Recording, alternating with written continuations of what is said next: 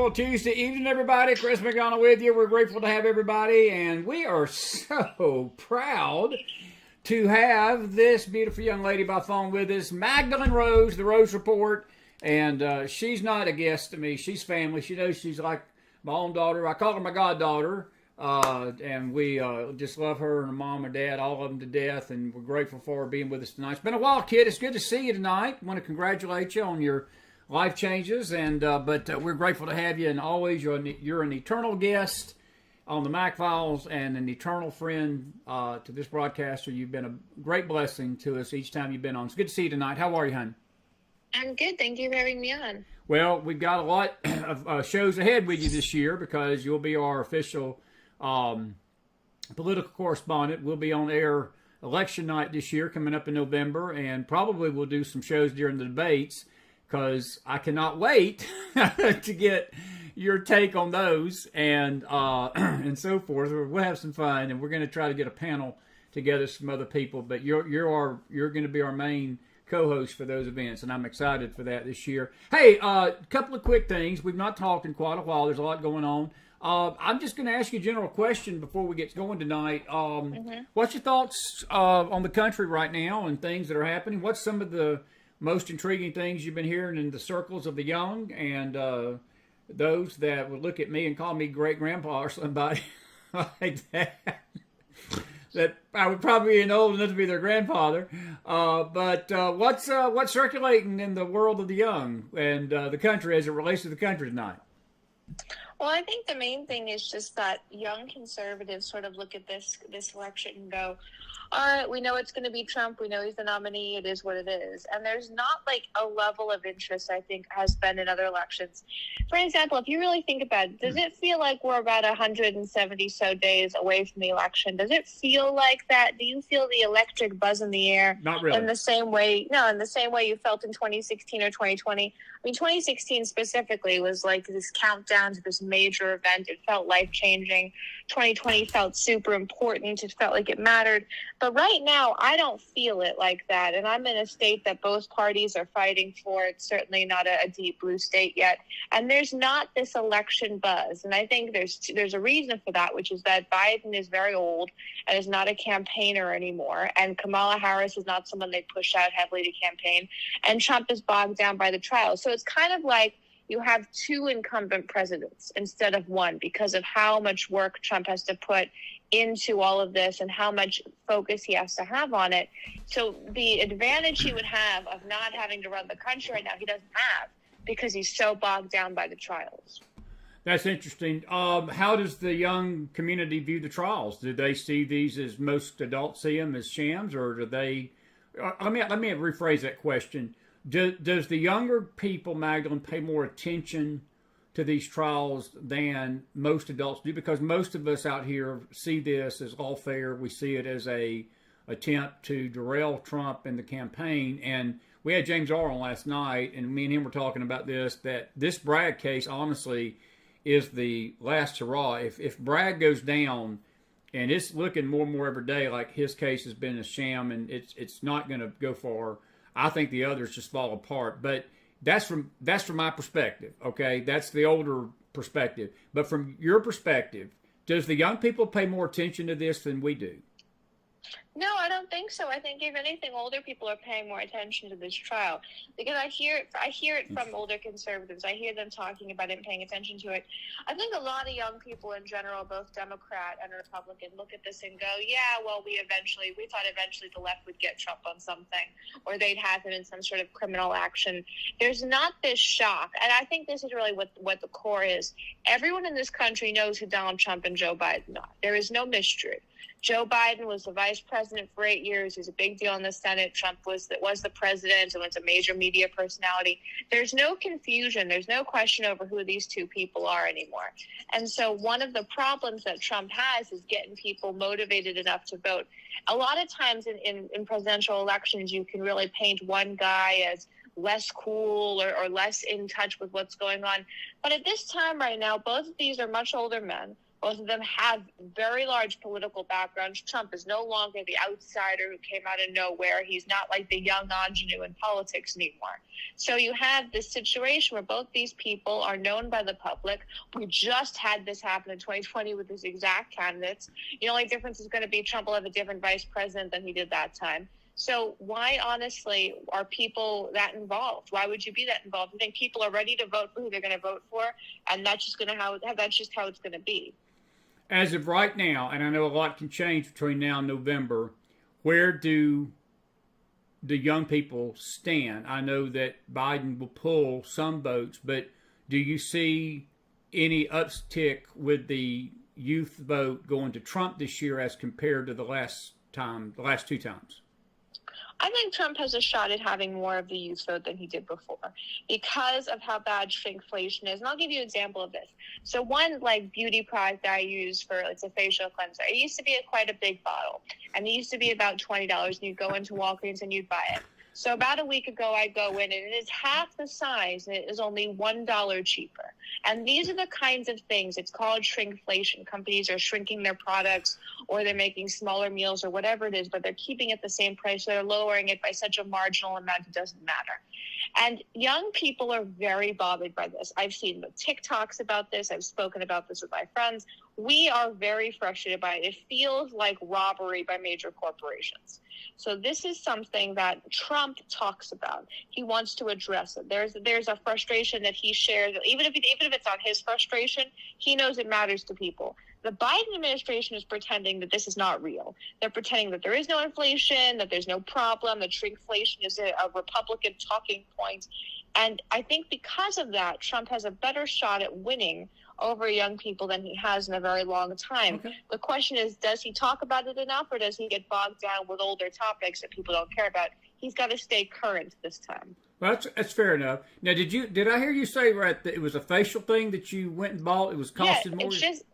It's just a cleanser. And that's one of the things that people don't realize is that young people have things in their routine that they're buying. We're a major part of the U.S. economy. I think a lot of people think that we're not in some way, but our consumer power is so massive. So we are seeing right in front of us, in real time, the amount of shrinkflation that's happening. And the Biden administration's official position is just, it's not true. And young people are not going for that. See, I don't have to worry about that. I'm just old, so they could be 10 gallons of that facial stuff. It wouldn't help me, so that would affect a young person. I'm just sort of making a little joke about that, but that's interesting. Hey, let me ask you about these protests. Now, last time you were on, it's been about a month and a half. The protests were really raging with the anti-Semitism. That's been going on really, Mahgdalen, since October. What has been your take of this, and are you seeing what's your view on this? What's your opinion? I mean, are these campuses are at fault with this? Is it parenting? Is it just kids are being paid to do this? Do you really believe that there's that much anti-Semitism among the young people? And if there is, why? I mean, is it because they don't know? Is it because they don't want to know? Is it because their college professors have instilled this crap in their head? Is it because their churches have? Is it because their parents have? Is it because the Democratic Party has? What's your gut on that? Well, there's definitely rampant anti-Semitism. And it's very frustrating because many young conservatives, myself included, we warned the Republican Party and we warned older conservatives for years about the amount of anti-Semitism. It is rampant. It is everywhere. And there's a hatred towards Israel that people did not understand or expect in the older conservative world. I mean, just in high schools, when I was in high school, siding with Israel was like a problem. People were offended. And I was in Massachusetts. I mean, we're not exactly in a place where the Israel-Palestine conflict matters very much. And yet, to side with Israel, you were problematic, you were racist, you were trying to destroy a people that were indigenous to a land. This is the problem that we have here. It's insanity. And one of the things that's really frustrating is people think that these protests are organic in a lot of ways, and they're not. Because if you look at the tents, if you look at the water bottles these people are using and all of the sort of props, you notice that they're all the same. You notice that they were donated by a company. They may not have a logo or branding on them, But it wasn't like people went to Walmart and just bought individual things. Someone donated them. Someone set this up. So I wonder, with all of our investigative journalists, why no one's investigating where that came from. Now, I'm not an investigative journalist. That's not my thing. But if you are in Republican politics, maybe spend a little less time trying to do the same 5 stories on Hunter Biden and investigate how somehow UC Berkeley and Columbia and all these different colleges across the country all had the same type of tents and the same type of backpacks and water bottles. How did that happen on such short notice? How did it happen? That's very true. Do you think it gets better or worse? I think it's going to probably die down a little bit, the protests, but the anti-Semitism in this country is a problem, and it's not going to stop. And I've not understood why young conservatives who've been warning about this for years haven't been listened to.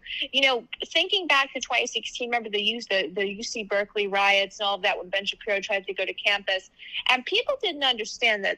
People were upset with Ben Shapiro in large part because he is a devout Jew. They were upset with him about that. It wasn't just a Trump thing. It sort of got muddled. People thought that they were upset because he was a conservative. It was because he's blatantly and proudly pro-Israel.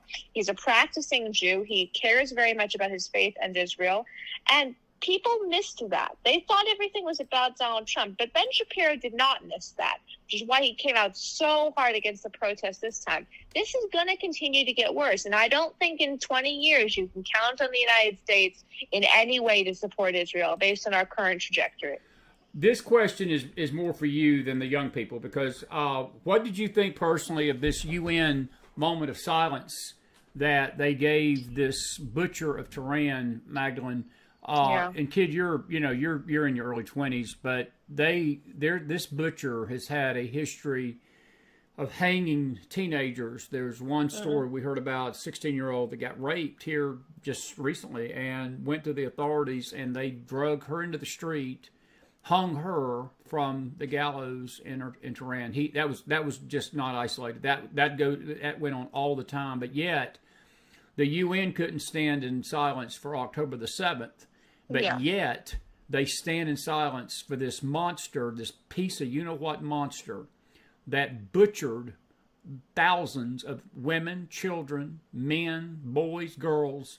And when you see this kind of stuff, does that not scream at us of a society that has no moral clarity? And I think even you at a young age of 22, that's what I've always loved about you, kid. You've got a brain on you that I wish some of us adults would have, because you see the world the way we probably all need to see it. But does that not infuriate the young? Let me ask you 2 questions. How did it affect you? But how do you think that plays out in the young community? Does that move the barometer with their hearts at all when they see stuff like that? Well, of course it bothers me, but I will tell you it doesn't bother other people. And this is really the problem that we have. There's a fundamental misunderstanding or brainwashing that has gone on, where young people in this country are siding with Hamas or siding with Iran against Israel and against the imperialism of America. We have gone so far off the mark on what the reality of the world is that none of it surprises me anymore. So in a situation where in New York City, for example, Columbia students at Columbia University are proudly standing with Hamas, the UN doing a moment of silence for Iran's president isn't shocking. Because the narrative is that America is the great evil. Well, they call America the great Satan in Iran. They do that. They do it in different parts of the Middle East. That's a phrase that they use. And the reality is that we are not that. We are not the bad guys that they try to make us into. But somehow their position on America is now the position of millions of young people on college campuses. And we have to investigate why that happened. How did that happen? Because it didn't come from Jewish donors, like we're always hearing that Jewish donors are in control of American universities. I think the last couple of weeks have proved that that is not true whatsoever. So where did it come from? I would like to see some Republican and conservative investigators spend less time on like the 15th story of Hunter Biden and RNC stuff, and maybe investigate the fact that literally out of the blue, it seems, even though we knew it was coming for a while, but pretty much out of the blue, young students in America now believe that America is evil and Iran is good, and Israel is bad and Hamas is righteous. How did that switch happen and yet there's no paper trail for it. I find that very confusing. That is very intriguing, and that's very I think that's a great question, and I don't have an answer for that tonight because there is no paper trail. And you know, these kids, Magdalene, you're right. It is brainwashing, but it's not just the kids. Look, the way I look at it is that the kids got that brainwashing from somewhere, and a lot of the brainwashing came from us brainwashed adults. And look, you know, I think you bring up something, and again, I don't see it changing. And then tonight, you know, over the last couple of nights, last couple of days, I guess, the ICC has been screaming for the arrest of all people, Benjamin Netanyahu, not the Hamas terrorists. They're literally equating the Hamas terrorist group to equal standing as the nation of Israel. And it's really pissed Benjamin Netanyahu off, as it should, because there's no moral equivalency between the two, and they're treating them like they're equal. But of all things, France today, the wonderful French that would be speaking German if it wasn't for America tonight, and France, who owes America its existence, to be frank with you, and they have betrayed, they've turned on Israel tonight. Did that shock you that France threw their lot in with the ICC? No, because the world is not on America's side anymore. And this began when Obama went on his apology tour in his first term as president. America has increasingly isolated itself, and not in the way you or I would like to see, where we're not the world's policemen and we're not paying for the world's security. We have isolated ourselves in terms of the major position. And there are a lot of Republicans, a lot of young conservatives who, when the Ukraine funding began, we began to pretty much fund Ukraine exclusively, we said this is not going to be the world's position. We have to stop doing this. The same thing is happening with Israel. There are many young conservatives who completely stand with Israel, who support Israel and want Hamas defeated, but do not want to fund Israel in doing it. And this is the discrepancy here. So as America continues to isolate itself by taking more extreme positions, we lose the power we had over the international community. Think back 30 years. France would never have done anything that the United States was against. They just wouldn't have. Other countries would have always gone along with the United States' position, because the United States was a beacon of equality in terms of management of its country. We were a just country. But the world knows that's not true anymore. The world sees that we were for a president on trial for nonsense. And they say America's not a serious country anymore. And this was one of the frustrations a lot of people had with Trump running again. I think if Trump was not the nominee, other countries may be waiting and holding back a little bit. If we had nominated DeSantis, for example, if Trump had decided not to run, we may have a more serious race, and that DeSantis could be out there campaigning, because they couldn't have brought charges against him suddenly. It would have been a different situation. But because it's Trump versus Biden, the world sort of looks at us and laughs at us, because at maximum, Trump has another 4 years as president, and then it's all going to begin again. So why would they be afraid to upset the United States now? Yeah, I understand where you're coming from with that. Listen, I want to ask you a question. I don't know if you heard about it. These kids down in Florida, skating rink, basically just literally hundreds started brawling last night when the skating ring couldn't host a party. There was something going on with the party, and these kids went crazy. We've got the story on our Telegram room. But my overarching question to you is, how concerning is the violence among your age group to you tonight? Is this a growing trend that we're seeing? Because we're seeing a lot of these incidents now where kids are busting into department stores, burning buildings down, breaking glass, school brawls breaking out on buses, hitting teachers. Magdalene, it's not just isolated anymore, but there just seems to be this spirit in the young people that they have just thrown off all respect for authority. They have just thrown off this restraint. And these kids down in Florida, I mean, I tell you, it was a massive brawl Saturday night. I'm surprised more didn't get hurt. I understand that it involved almost 200 people. So this was not some little fist fight in the parking lot. This was a freaking WWE wrestling match at a skating ring. But does this concern you, seeing this go on among your age group? Right. Well, that's an important question, because people don't bring it up. The amount of violence amongst my age group is insane. And I think a lot of this comes from a complete lack of impulse control. It comes from a belief that there was no need for discipline, there was no need for anything in raising my generation. And it's very dangerous because in my generation, the idea that someone insults you, people can't let it go. You either become a massive sort of snowflake victim or you go crazy. The middle ground of dealing with conflict has really evaporated amongst my generation. And I think that that's something that we're going to be seeing the effects of for years to come. And you mentioned this sort of en masse violence. It's happening all over the country. There are groups of bullies within schools who beat kids up and nothing happens to them. This idea that bullying was sort of nothing is ridiculous. The type of bullying we have now is not the type of bullying that existed in the 80s and the 90s. The type of bullying we have now is coordinated harassment through technology. It's assault. It's not calling each other names in math class. It's not character building. It's dangerous. And we're supposed to just pretend that's not true, and we're supposed to go along with everything. And I think this is where the right has missed the truth here. It's not toughening kids up when you have coordinated cyberbullying campaigns. It's not toughening kids up when people get beat up for having different opinions. That's criminal behavior. If it was happening in college or it was happening in grad school, it wouldn't be bullying. It would be a crime. So this idea that we just need kids to toughen up in schools, it's very flawed because older conservatives are mistaking the bullying they saw when they were children for what's happening now, and it's a very different system. Very much so, kid. And I say you're in your early 20s. You are going to turn 26, but you're still in your 20s. You're still a youngin' to me. But it's a great point. A very, very good point. What are some of your thoughts with Ron Johnson? I hadn't had a chance to talk to you since we are talking elections here. I don't know if I'm scared to ask this or not. What is Magdalene Rose's opinion about this illustrious speaker that has turned into be nothing but a lapdog for the Democrats? I mean, he literally has become a lapdog of the Democrats. Yeah, he's a nightmare. And if you remember when we talked about this effort by Matt Gaetz to oust McCarthy, I had concerns because it seemed Matt Gaetz had no real plan.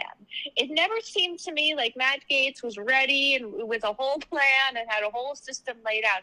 It seemed like he was angry at McCarthy. And what's interesting is McCarthy recently has become a little bit snippy and has been saying, well, I was ousted as speaker because I wouldn't kill an ethics investigation into Matt Gaetz. He's been saying those things now. He's sort of been telling the truth of what happened as he sees it.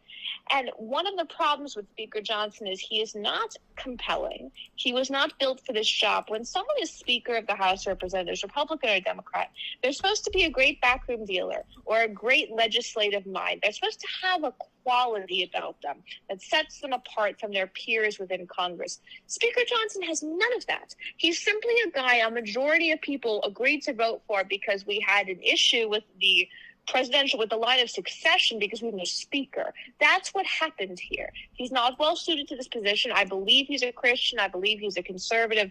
But at the end of the day, he's accomplishing nothing. He's a disaster. And the solution cannot simply be, well, we'll vote to vacate the motion to vacate the chair like Marjorie Taylor Greene tried to do, and we'll get rid of him. That doesn't work. It didn't work with McCarthy, man. No. Who are you going to replace him with?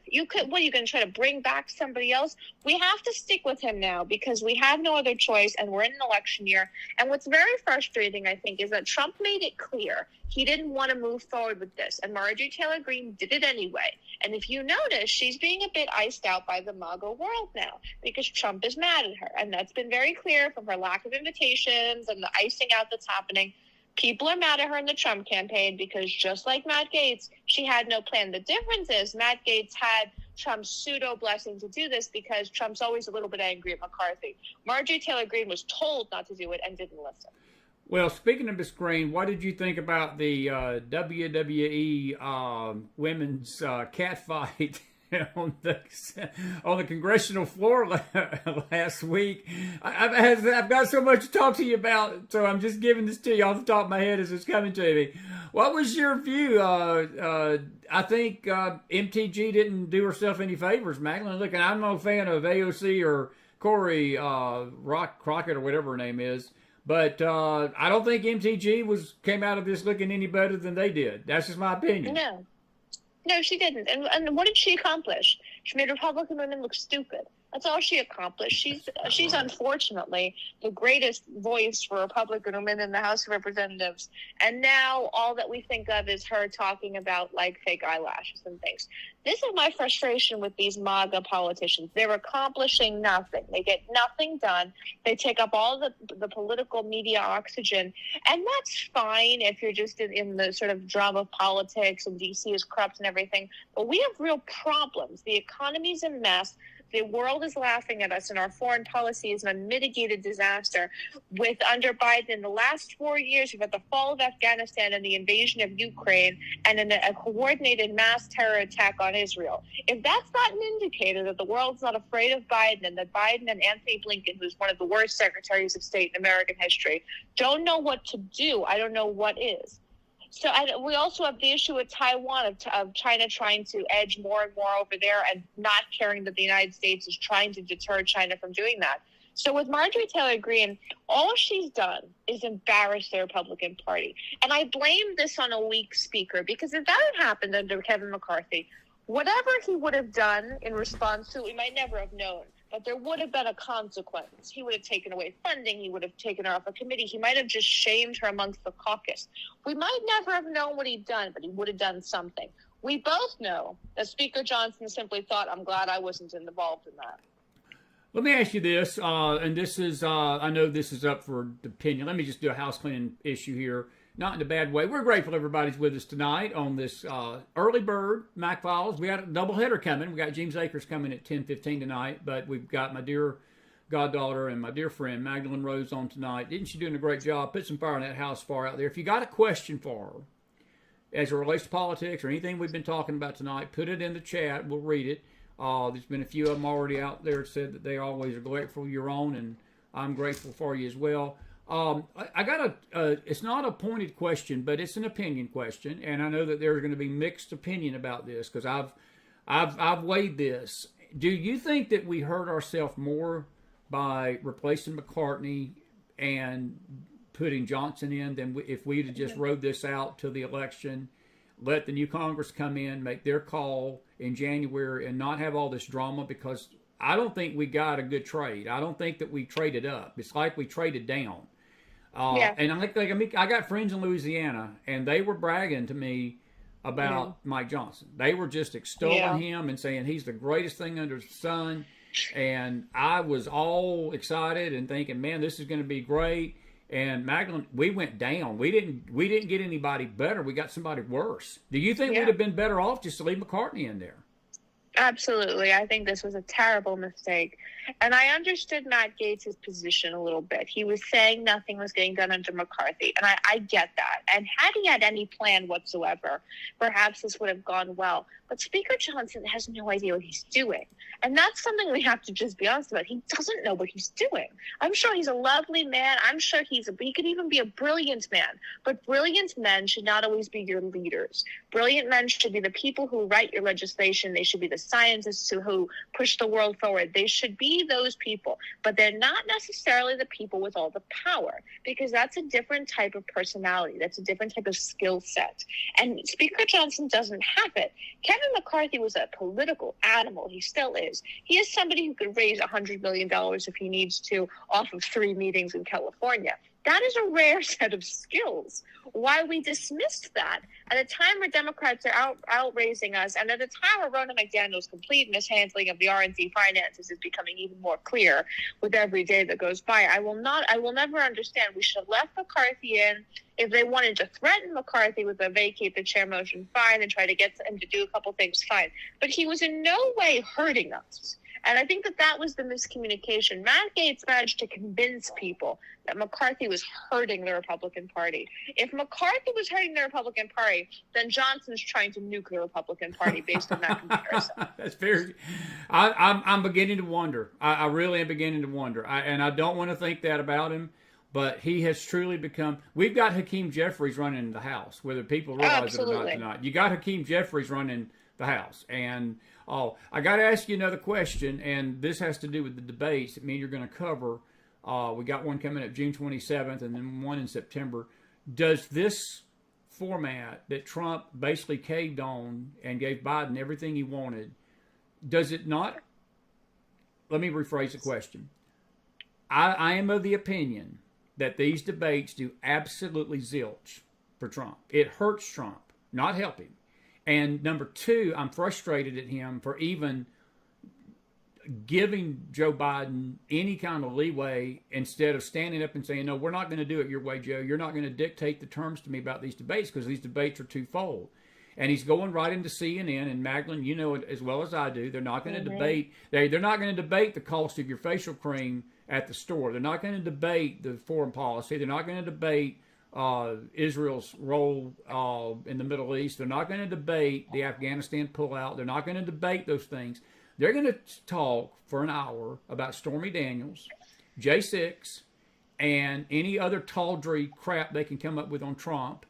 And they're not going to talk about the border. They're not going to talk about any of it. And Trump is going right into the very network that Joe Biden is eating them up. And then they're not going to have an audience. And then I think Joe don't want an audience in September, and I think it's crap. And if I'd have been Trump, I'd have said, I tell you what, Joe, you know, I would have compromised him with like this. I'd have said, Joe, you'll set the debate stage for the first one, but I get to set the stage for the second one, and I get to pick the network. And I think that he just caved, and I don't think it's going to do him any good, and I hope it don't hurt him. But Magdalene, I don't see it doing him any good. What's your opinion on that? I don't think it does him any good. And I think one of the reasons Trump has been rising in the polls is because he's been quiet. And if you think back to all the years of the Trump presidency, how many times did we say, just stop tweeting and you win a whole country? This is sort of what's happened because of the gag orders and the fact he has to be very careful because of all the trials. He's had to shut up a little bit. And it's been greatly beneficial for him. So I don't think it's necessary to have these debates. Yes, do I want them to have it? I do. I also don't think it's right to say you're going to run for president and say you won't debate. To me, that's ridiculous. If you want that job, no one can script you into it. Get on the stage. But in terms of helping Trump, I don't know. I kind of wish he wasn't doing them now because him being quiet has helped him tremendously. I do want to see the Kamala Harris VP debate, no matter who he chooses, because Kamala Harris is an idiot, and we all know it, and we're all aware of her lack of ability. She is brutal, but she's not brilliant. So let's say that Trump picked Tim Scott, right? Tim Scott will eviscerate Kamala Harris. It'll be a bloodbath. He will outdo her in every way possible. No matter who Trump picks. He picks J.D. Vance, same thing. Even Christina, who I don't think he will pick and who I don't like as a candidate, she could beat her. So while I think that it's a good thing that people have agreed to them, these debates now may hurt Trump a little bit. Unless you see the difference between him and Biden, unless you see the elderly difference, and you see that people can move forward without Biden. And Kid, I think you're hitting on something because again, you know, who's going to watch the debate? I mean, would you want to watch a crowdless debate and watch two old guys talk and fight and throw mud at each other for an hour? I don't. I couldn't even stomach the Republican debates. I couldn't stomach them. I didn't even watch them when they were in the primaries, and Trump wasn't even allowed to be on the stage with them. I just couldn't watch them. And I don't think, I have to watch it for the show because we got to talk about it. But I just don't see this is going to engender a lot of excitement, and it's not my opinion. It's my opinion. It's not going to help him in the polls. And I think you're hitting on something. He is being seen right now as a martyr. And if I was Trump, I would take a gift horse and not look it in the mouth, and I would thank my lucky stars that the Dems are doing everything they're doing to him because he's getting sympathy from the independents, and he's getting sympathy from a lot of the communities. And I'm going to tell you something else that's scaring the hell out of the Democrats. The black community, Magdalene, is coming around. His approval rating among the blacks went from 9% a year ago. He's up to 22% tonight, and even CNN's brilliant minds, and I put brilliant in a parentheses, they are concerned. They said, holy smokes, we've never seen an approval rating this late in the game with the black community of a candidate on the Republican side. So I just think less is more, and he can only hurt himself. He can't help him. That's my opinion. We'll see. We'll see how it plays out. Speaking of the vice president, any thoughts of who he may ultimately pick? I know you mentioned Nome, you mentioned Tim Scott, you mentioned J.D. Vance. Do you think he's made up his mind, he just hasn't announced it, or do you still think he's toying with it? I think he's still toying with it. I think Kristi Noem is probably not going to be the choice based off of her book and her inability to stop saying stupid things. So I would say Kristi Noem is out. I think Tim Scott's really in contention, and Tim Scott's political evolution is very interesting because he went from this sort of moderate, nice, gentleman guy to someone who's a Trump crowd rouser before Trump speaks or while Trump's speaking. He's somebody who I think it's beneficial for Trump to choose, mainly because older conservatives who greatly dislike Donald Trump, who hate him in states like Arizona and Michigan and Wisconsin, they look at Tim Scott and they go, that's a sensible man who knows what's going on, who has capabilities, been in the U.S. Senate for a while and has no baggage. So in that way, that's who Trump needs to court. Trump doesn't need the J.D. Vance vote. He has it already. He needs the Tim Scott vote. Tim Scott's getting married to a woman who's very age appropriate. They met in church. They have a good backstory. He's kind of the whole package at the moment. I can't think of anyone else who serves Trump in choosing. J.D. Vance, I'm sure, will be out there campaigning for him. But I think J.D. Vance also enjoys being a senator. That was a hard-fought battle to get that position. I don't think he's going to give it up. And J.D. Vance, if you're voting for J.D. Vance, you're already voting for Trump. That's the kind of thing in Ohio. And Trump will also win Ohio. The same can't be said for Tim Scott. Yes, Trump would win South Carolina without Tim Scott. But Tim Scott can help him in states like Arizona and Wisconsin. Absolutely. In a way other candidates can't. I believe that. And I think that he will help him in the black community. I do. I think Tim Scott will help him. And I tend to believe it's going to be him. I heard a collective applause in South Dakota. I was just up there back in April, and a different Amy Miller was filling me in on the Noem effect up there. And it's not...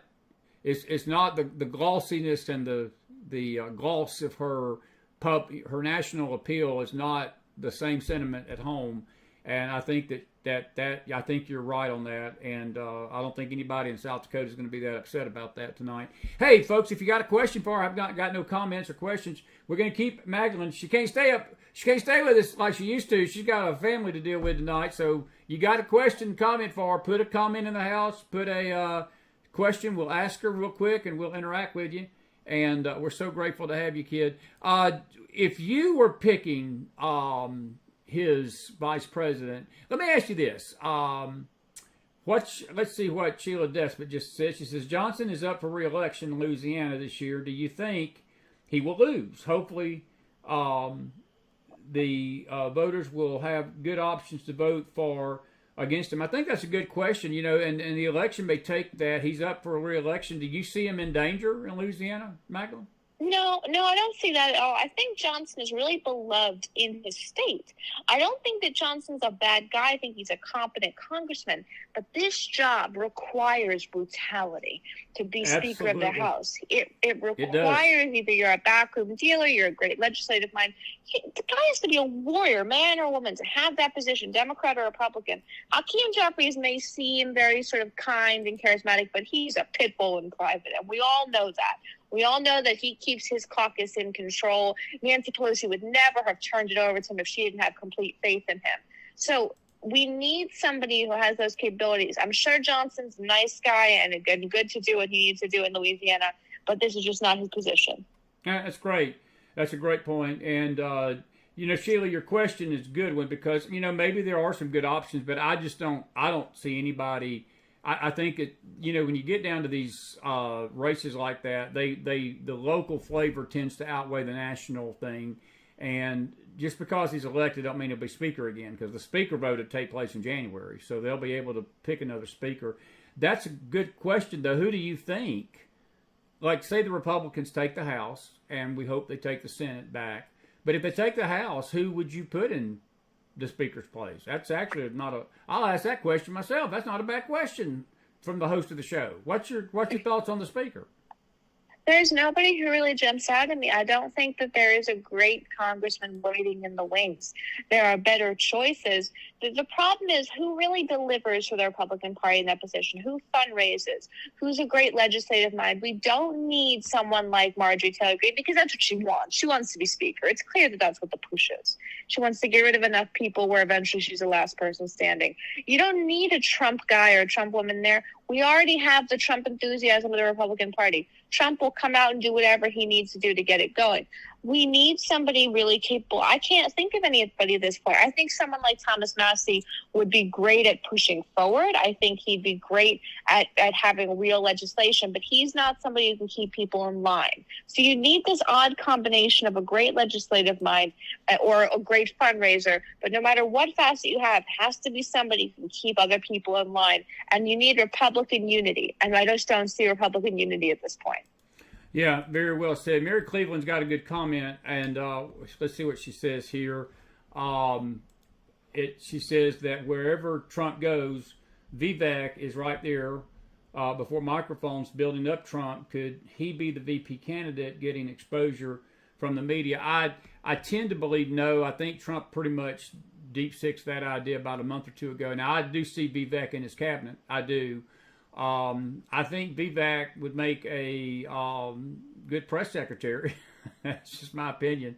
I don't see him being VP, Mary, but that I may be wrong. We may all be wrong, but Mary's point is well taken because he does, Magdalene, of all the people out there, he does, to me, articulate Trump's views better than anybody because he's got that charismatic fervor. He's a younger guy. He's vibrant. I don't have a personal, I don't have it either way, one way or the other. I don't like him. I don't dislike him. But what's your thoughts? What's the young people's view of Vivek? Maybe that's a better question. Just not what us old people think about him. What's your thoughts on that? Well, I think a lot of young conservatives really like Vivek, and they like his push. Personally, I think he's gearing up to try to become a congressman and then speaker. That seems to be what the vibe is. He doesn't have enough discipline to be senator. He just doesn't. But he could be a nice congressman who says interesting things and becomes speaker and says he has Trump's blessing. I don't know if he wants vice president. I'm sure he does on some level. But the reality is he's not going to bring anything. Maybe he'd bring the Indian American vote, but those demographic of people is already more in line with Trump because Trump supports not destroying the education system in the name of equality in the way the Democrats do. So he, to me, is someone who seems to be angling more for the speakership, for some type of congressional seats. Young conservatives like Vivek. I think Vivek is ridiculous. I don't have this great affinity for him. Every election cycle, there's some interesting guy. Remember Andrew Yang with the Democrats? He was new. He was edgy. He's a CNN commentator who toes the company line now. That's what happens. You always have some new guy that comes out or new girl who seems compelling and interesting, but that's all it is. I don't take him very seriously. And I think what really showed me his capabilities was his almost breakdown after losing one of the races. I mean, he was crying or almost crying. It was ridiculous. He's not somebody who's time and tested with politics. And to me, that's something that you really need to be if you're going to exist in this era of politics. Well, it's a brutal business. There's no doubt about it. And look, I saw it firsthand about 12, 13 years ago. I helped a guy up here in Tennessee run for governor, and it's brutal. It's a brutal business, and it's not for the faint at heart. And even for those of us that report on politics, some of this stuff, look, it gets dirty. And, I think one thing, and we've not even talked, we got about 5 minutes here, and I'm going to let you go, kid. You've been great tonight. I think one thing that's happened to our country, and it's sad, is that there's all of this character assassination with candidates and good, solid people, Magdalene, that could probably run the country decently. They're so scared to get in these races. I've talked to a few of them, and they're like, heck no, and they don't use the word heck. They use another word. They say, I would never, ever get into this arena for the stuff that people would start doing to get in their past and dig up stuff and trash and go after their families, go after their wives, go after their kids, go after their loved ones, your brothers, your sisters, anybody tied to you. The way this toxic atmosphere here is in America, and this Me Too generation, Me Too movement, everybody has got a claim on somebody once they get in the public eye. And I'm going to tell you something, it keeps a lot of good people at home. And it makes me wonder that the quality of candidates that we're getting is because good people don't want to get into this fight. Now, and again, that's just an opinion. How do you see that? How do you see that? Because that's a problem. You mentioned, you've already brought it up tonight. You got two old guys, Magdalene. You got two 80-year-olds running for president. You can't tell me out of 350 million people in this country, that we can't find two candidates on the Republican side and one on the Democratic, and one on the Republican, one on the Democratic side other than Trump and Biden. And I love President Trump. I'm voting for him. I'm not going to vote for Biden. And I've always said if he got back in, I'd be right there for him. I'm supporting him. But the bigger overarching question is, even if Trump wins, we've only got him for 4 years, and the Republican Party had better start looking toward the future, because 2028 is right around the corner, and it really starts January the 1st. And we better start looking at our future as to who we want to succeed him. And right now, I don't see anybody. That's just my opinion. Yeah. What's your thoughts on that? Well, I think that's true. I think there's a level of people not wanting to get involved in politics because it's just too horrible. I always think that when I see people running things, I'm like, why would you do this to your life? What is wrong with you? Why would you want to take this on? And so there's that. And there's also the fact that people look around and they say, why don't we have these great candidates? It's because we don't invest in any type of mentorship or building out of the Republican Party. The 1980s yielded so many great Republicans because Ronald Reagan, first of all, did not have these types of personal scandals and problems. He was not somebody who had to worry about what he had done or what he had said. He was very focused. He had a wife who was completely in partnership with him, but not on a policy level, so there was no conflict of interest. So this created a situation where you had a great flourishing of competency within the recruitment in the Republican Party. That's gone. It doesn't exist anymore. We sort of recruit the people who are willing to step in for a moment, and we allow them to take over the GOP. I mean, there's no better example of this than Dr. Oz in the primary in Pennsylvania. That's a great point. Keep going. I don't understand why that happened. And now Dave McCormick, the man who's running against Oz, he's running again for Senate. I hope he gets that nomination. I hope he wins. I think he'd be a very competent senator, someone who can be really relied on as a true Republican, and someone who there's probably not a lot of scandal associated with. I don't see anything that's come out. But we allowed Dr. Oz to become the nominee and lose completely. And what was so frustrating to me about that is he crisscrossed Pennsylvania. He says he's the great hope of Pennsylvania. He never said a word after he lost that I saw. He never talked about it. He simply went back to his private life. He costs us the Senate. His ridiculous need to be so, have publicity, and he could convince his Trump of all these things. He loses and he disappears, and there's no culpability taken. There's no response, no apology, no even affirmation that he made any mistakes. When Dave McCormick had said, pick me instead of Oz, I'm actually from Pennsylvania and I want to be a senator and I have a background and a team ready to support me, people dismissed it, and they said he's not MAGA enough. Well, Dave McCormick is a true Republican, but that wasn't good enough because he wasn't famous enough. We have to let go of this need for famous people because that costs us seat after seat. Buddy, if you were here, kid, I'd give you a hug for that. That's the best. I'm telling you, that's absolutely correct. And, I've always said that we've got this Twitter mentality, this TikTok mentality in America, that we think the more likes they get on TikTok. And I look at Marjorie Taylor Greene in this vein, and a lot of the stuff she does online and all these posts is to get likes and views, and it's attention. And we think that attention makes good candidates, and it don't. I got some questions for you. If you can hang out here for about another 10 minutes. Amy Miller's got a good one. Carol Smith, I'll get to your question. Dennis, I'll get to your statement. And Liz, we talked about J.D. Vance. I'll go ahead and mention J.D. Vance. J.D. Vance wouldn't be a bad candidate. I think he would be good. I think Mahgdalen's point was Mike Scott from South Carolina would help him more with the black community. But J.D. Vance not a bad guy. I like J.D. and I think Trump. He's on his short list, so it's very possible that it could be J.D. We'll have to see.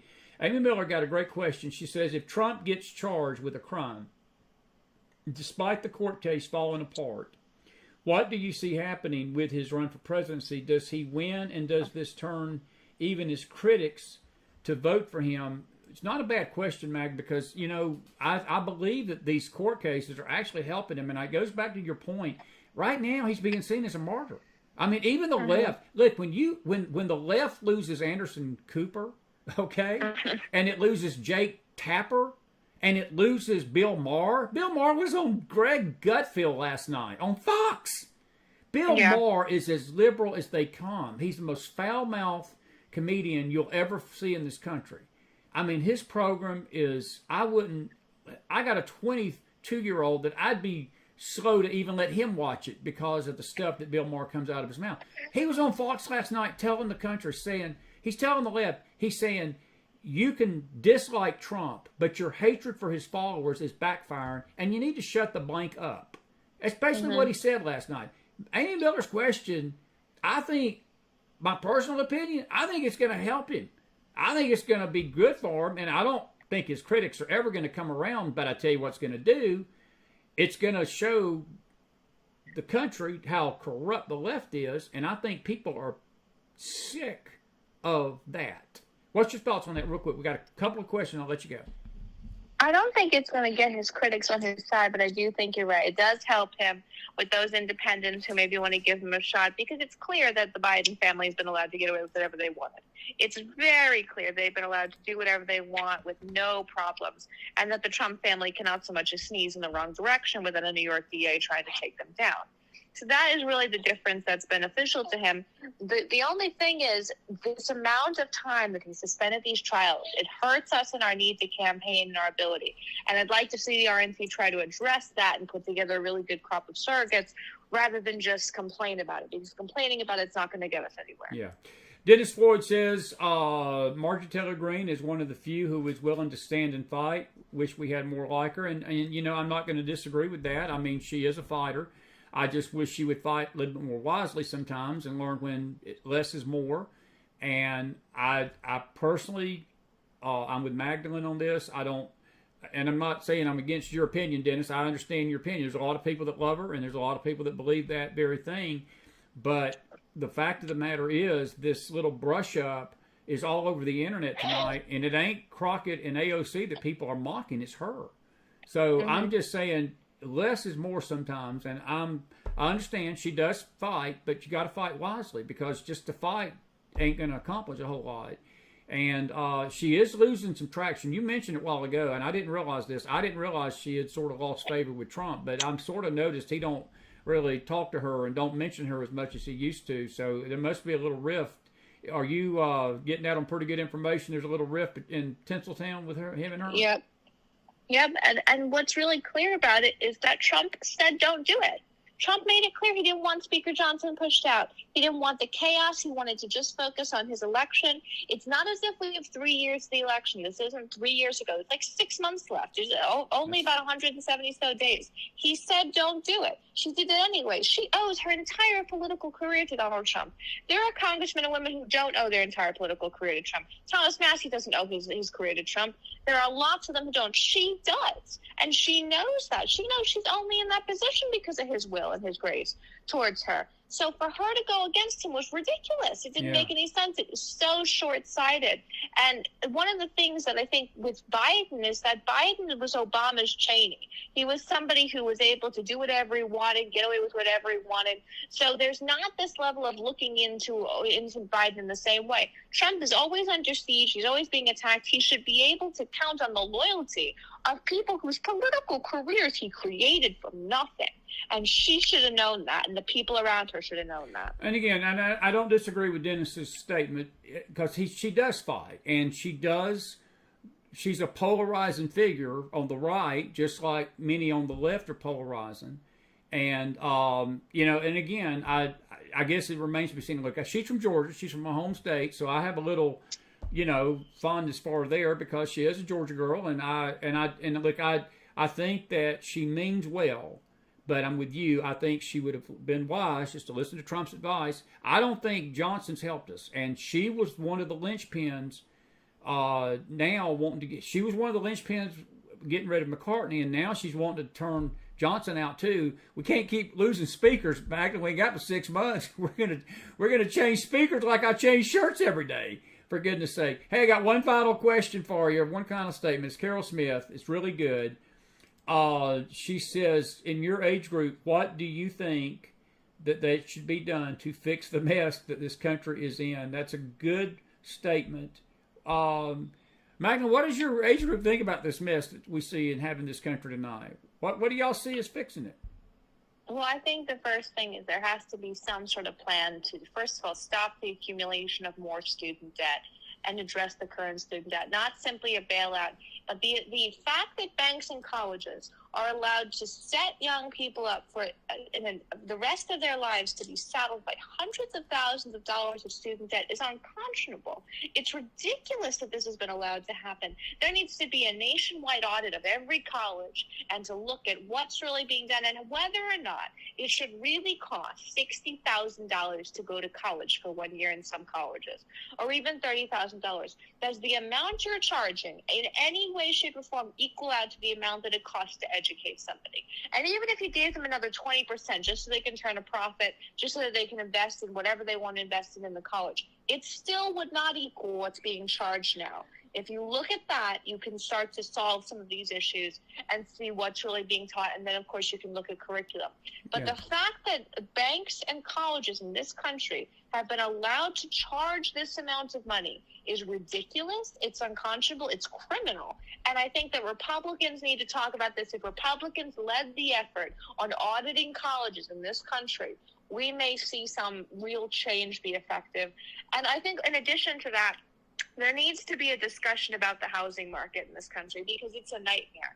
It needs to be looked at, and unless it's looked at, there's nothing that's really going to change. And I think that the protests are going to start to have people look into what's really happening in these colleges, because they're going to wonder, how did people at Columbia become anti-Semitic when they weren't when they went to those colleges originally? Yeah.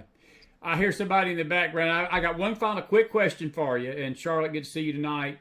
And Liz, I think we mentioned J.D. Vance, your question. Charlotte D'Ambrosius says, can we go back to the debates? Do you think this agreement to debate is a ruse to troll for polling, and then if it sinks, they will pull Biden? I do not believe that. I do not. Biden's going to, he's going to be the candidate. They're not going to pull him. They're just not going to pull him. I think they're all in.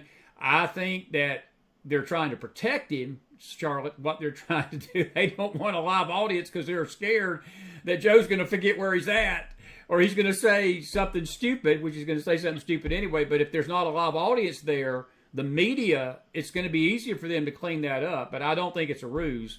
What's your final thought? You got 2 minutes and help that beautiful angel you got. I just heard her cooing on the show with us tonight. What's your thoughts, kid? I don't think it's a ruse. I think it would be ridiculous to do. It would hurt Democrats for generations if they pulled that. They would look like an unserious party. Biden would look like he can't debate if they pulled him out, if it was just an effort to troll for polling. I think the debates will happen. And the one thing I hope is that Donald Trump does not go the route. They always had Trump's debate coach be Chris Christie, and I never understood why. Because Trump was already a puncher. He was already somebody who could act like that. If anything, you needed to moderate him. You needed to make him calmer in a way, make him be able to be truly presidential. Get somebody like Scott Walker to help him out there. Right. Because Trump's already a puncher. He doesn't need a puncher teaching him. He needs the calm, cool guy to educate him a little bit. In 2016, it was useful for him to be a puncher. 2020, it was not. And in 2024, he just needs to look sane and competent, and I think that can help him get over the finish line. Well, they're trying to paint him opposite, but I'm with you there, buddy. Listen, I'll see you hopefully soon, and we'll have you back on, and you are always a blessing, and we love you, kid, more than you'll ever know. You're family. You truly are blood family to me, and I appreciate you, and your contribution to this network over the years has been invaluable, and our prayers for you and your beautiful family. Give that little one a big hug from her grand godfather tonight. And listen, I'm going to let you go. Thank you for being with me tonight, and we'll see you soon, okay, kid? Thank you so much. Thank you so much for having me. Always a pleasure, Magdalene. God bless you, kid. Have a good night. Bye-bye now. Somebody put some fire in that house for Magdalene Rose. She is the voice of the young people for us on this network, since the host is so old and gray-headed and... I had to laugh a little bit when she was talking about that facial cleanser. I was like, well, we older people like this, we don't care about the cost of those things because ain't nothing I can do to help with that anyway, so that wouldn't bother me. But Magdalene, I find it intriguing. And folks, I'm going to say this about Magdalene Rose. We've had Magdalene on since 2019, and I know that there was a comment, and I don't want to even make an issue about it, but somebody said, well, these young people need to get the facts before the young people are allowed to speak. Well, I want to just warn you tonight, folks. This young group, this generation that you just heard from, they're going to be ruling the country soon, if not already, we're seeing that happen in Congress now. We got 22, 23, 24, 25-year-olds in Congress making decisions for the country. And you got a kid here that is conservative, and she expresses her opinion. And folks, that's all these shows are. These are opinions of our guests, and we respect them, and you don't have to agree with everything. I listen to her, and I glean off of this kid. I do. I listen because, see, I hear in her what's out there in that age group that is soon to take this country over. And if the Lord tarries any length of time and any of us are left, this is the group that's going to be over us as old folks when we're not able to do anything about it. I'm able to do something about it tonight because I got a voice, I got a network, and we're fighting with everything in us to keep people sound and sane and grounded. Not easy sometimes. I respect that kid. I do. I love her, and she's beyond a year smart. I mean, she made a great point tonight about Oz. I hope people listen to what she had to say, because that's exactly what happened in Pennsylvania. People put him on that ticket for his celebrity status, and guess what happened? We lost the Senate over it. We lost the Senate. And we better be careful. And that's why I pray Trump goes with a solid VP candidate that's not a celebrity type. He goes with somebody that can govern.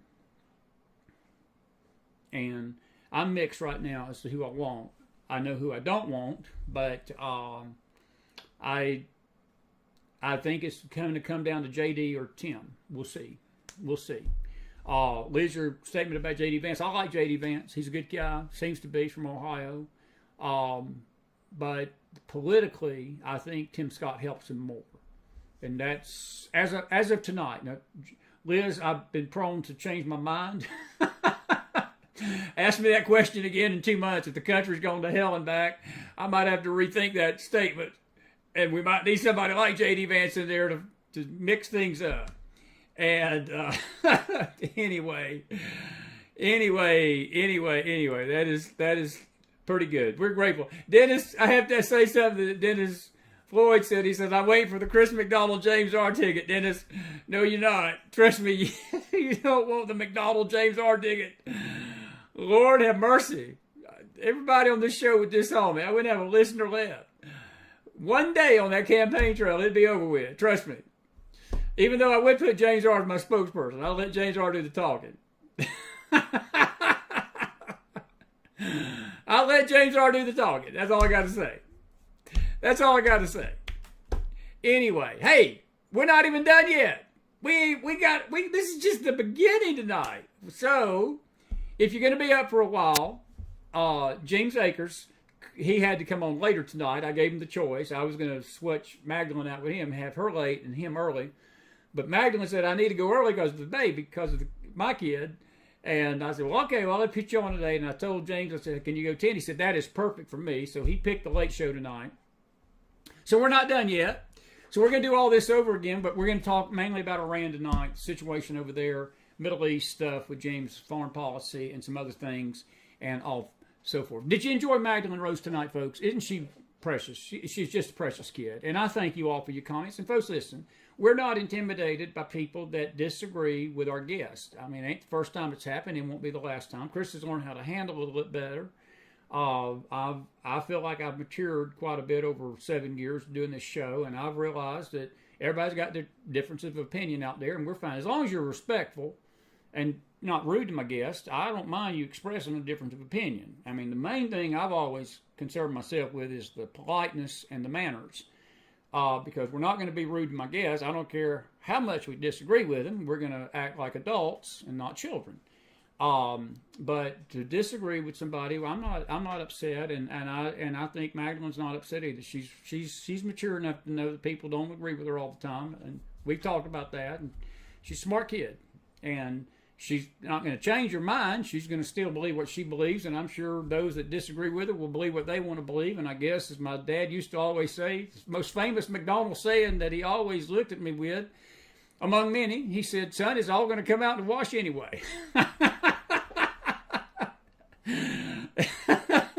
That was Dad's favorite saying. It's all going to come out in the wash. And I guess when we get to November, we're going to see what comes out in the wash. That's for sure. So, listen, I want to tell you I love you tonight. We thank you for being with us tonight. Let me say thank you to Who's Your Warrior Coffee tonight before we go on this early bird special. And we'll be back here around 10:15. But let me just tell you that Mahgdalen, Natalie Corvin and her family are the sponsor of our show, one of them, and their coffee is the best in the world. And who'syourwarriorcoffee.com/McFiles. You can scan that code right there or go to that website. A portion of those sales help us keep the network on the air and keep us going. We really could use your donations right now. But any way you do it, you can donate through mail, paypal.me/themcfiles, or ZELLE at chrismac44@gmail.com. Listen, I'll be back here at 10:15 with the one and only James Akers. We're going to talk Iran, talk some news headlines, take your questions again tonight for the late crew. So you folks out on the West Coast, go get your dinner and join me back here tonight. We're going to have a late night McFile Tuesday. Magdalene Rose, if you're out there, kid, we love you. Thank you for a great show tonight. Folks, I'll see you. Put some fire in that house fire one more time for me. Have a good night. I'll see you later.